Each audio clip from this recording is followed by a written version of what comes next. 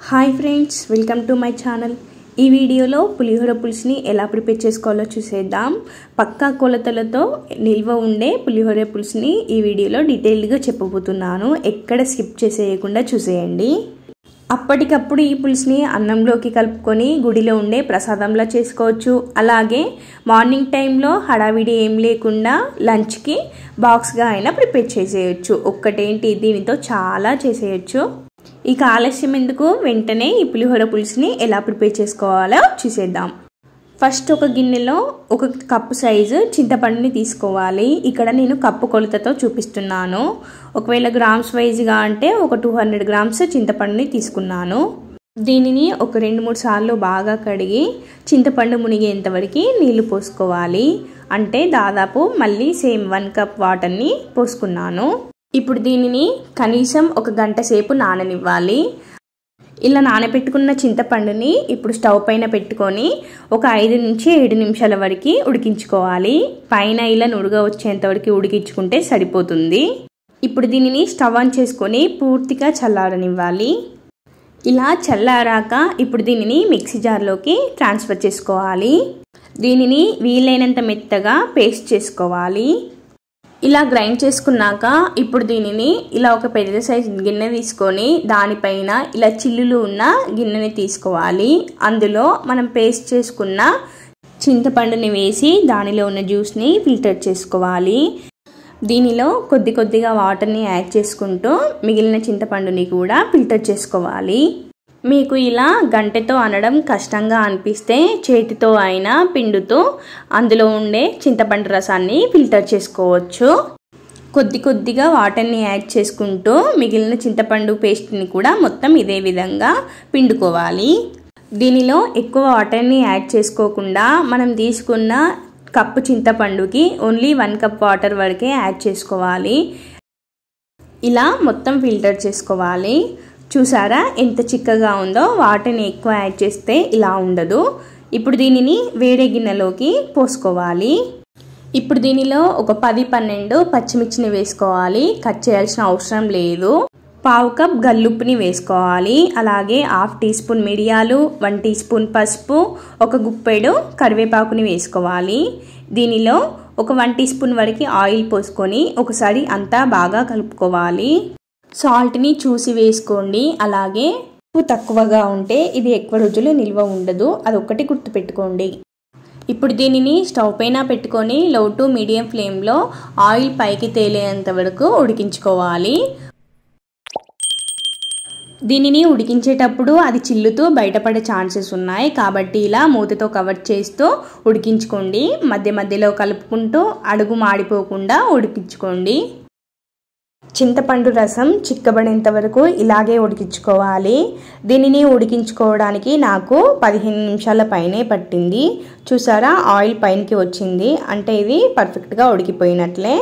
అలాగే కన్సిస్టెన్సీ కూడా చూడండి, చిక్కబడింది. చల్లారాక ఇంకా చిక్కబడుతుంది.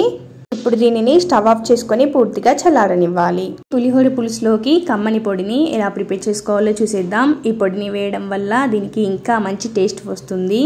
స్టవ్ పైన ఒక గిన్నె పెట్టుకొని అందులో 1/2 టీ స్పూన్ మెంతులు, 2 టీ స్పూన్ల ధనియాలు, 1/2 టీ స్పూన్ మిరియాలు, అలాగే 1 టీ స్పూన్ జీలకర్ర, 1 టీ స్పూన్ ఆవాలు, అలాగే 1 టీ స్పూన్ నువ్వులు వేసుకొని దోరగా వేయించుకోవాలి. నువ్వులు చిటపటలాడటం స్టార్ట్ అయిందంటే ఇవి ఫ్రై అయిపోయినట్లే. ఇప్పుడు దీనిని పూర్తిగా చల్లారనివ్వాలి. ఇవి పూర్తిగా చల్లారాక మిక్సీ జార్లోకి ట్రాన్స్ఫర్ చేసుకొని ఫైన్ పౌడర్లా గ్రైండ్ చేసుకోవాలి. ఇలా గ్రైండ్ చేసుకున్నాక దీనిని రెడీగా పక్కన పెట్టుకోవాలి. ఇప్పుడు పులిహోర పులుసుకి తాలింపుని ఎలా పెట్టుకోవాలో చూసేద్దాం. దానికోసం స్టవ్ పైన ఒక గిన్నె పెట్టుకొని అందులో 1 కప్ ఆయిల్ పోసుకోవాలి. ఆయిల్ కొంచెం వేడయ్యాక 3/4 కప్ వరకు పల్లీలని వేసుకోవాలి.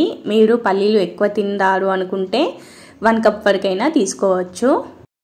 ఇప్పుడు దీనిలో 1/4 కప్ శనగపప్పు, అలాగే 2-3 టీ స్పూన్ల వరకు మినపపప్పుని వేసుకోవాలి. ఇవి వేగడానికి కాస్త టైం పడుతుంది కాబట్టి ఫస్ట్ వీటిని వేయించుతున్నాం. ఇప్పుడు దీనిలో 1/2 టీ స్పూన్ మిరియాలు, 1 టీ స్పూన్ ఆవాలు, అలాగే ఒక 10-12 ఎండుమిర్చిని వేసుకోవాలి. అన్నీ ఒకసారి బాగా కలుపుకొని కాసేపు ఫ్రై చేసుకోవాలి. ఇప్పుడు దీనిలో ఒక 2-3 రెమ్మల కరివేపాకుని వేసుకోవాలి. పులిహోర పులుసుకి కరివేపాకు మంచి టేస్ట్ని ఇస్తుంది. ఇది వేయడం మాత్రం మర్చిపోకండి. దీనిలో ఇంకా మీరు 1/2 టీ స్పూన్ పసుపుని వేసుకుంటే వేసుకోవచ్చు, నేను మాత్రం వేయలేదు. ఇలా అన్ని ఫ్రై చేసుకున్నాక స్టవ్ ఆఫ్ చేసుకోవాలి. ఇప్పుడు దీనిలో మనం ఇందాక ఉడకబెట్టుకొని చల్లార్చుకున్న చింతపండు రసాన్ని వేసుకొని ఒకసారి బాగా కలుపుకోవాలి. కొద్ది కొద్దిగా వేసుకుంటూ కలుపుకోండి. మీరు ఇంతకు ముందుకు చింతపండు రసాన్ని సరిగా ఉడికించినట్లయితే ఈ తాలింపులో అయినా కాసేపు ఉడికించుకోవచ్చు. కానీ అలా ఉడికించడం వల్ల పల్లీలు శనగపప్పు తింటుంటే క్రిస్పీగా ఉండవు. దానికోసం నేను తాలింపు చేసుకొని స్టవ్ ఆఫ్ చేసుకొని కలుపుకుంటున్నాను. ఇలా చేయడం వల్ల పల్లీలు శనగపప్పు అన్నీ క్రిస్పీగా చాలా బాగుంటాయి.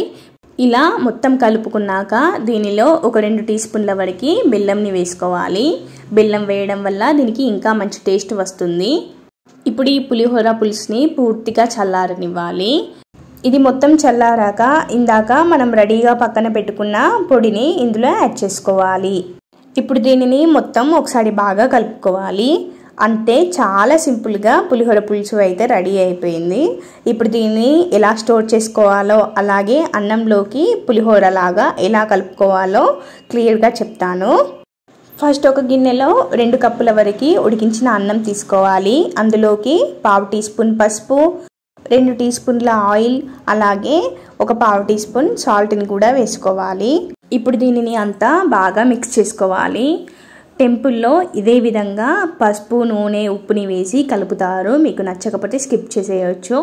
ఇప్పుడు దీనిలో ఒక 1/2 కప్ వరకు పులిహోర పులుసుని వేసుకొని ఒకసారి అంతా బాగా మిక్స్ చేసుకోవాలి. అంతే, మనం టెంపుల్లో తీసుకునే పులిహోర ప్రసాదం ఇంట్లోనే ఈజీగా ఇలా ప్రిపేర్ చేసుకోవచ్చు. దీనిని మీరు ఎప్పుడంటే అప్పుడు ఇలా కలుపుకోవచ్చు. అలాగే దీనిని లంచ్ బాక్స్లోకైనా టిఫిన్లోకైనా తీసుకోవచ్చు. టేస్ట్ చాలా బాగుంటుంది.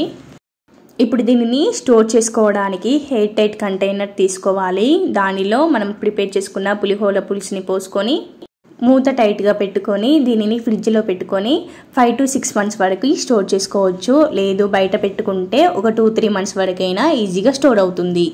ఇక ఆలస్యం చేసేయకుండా మీరు కూడా వెంటనే ఈ పులిహోర పులుసుని ఇంట్లోనే ఇలా ప్రిపేర్ చేసుకోండి. టేస్ట్ చాలా బాగుంటుంది. ఎలా ఉందో కామెంట్ సెక్షన్లో కామెంట్ చేయండి.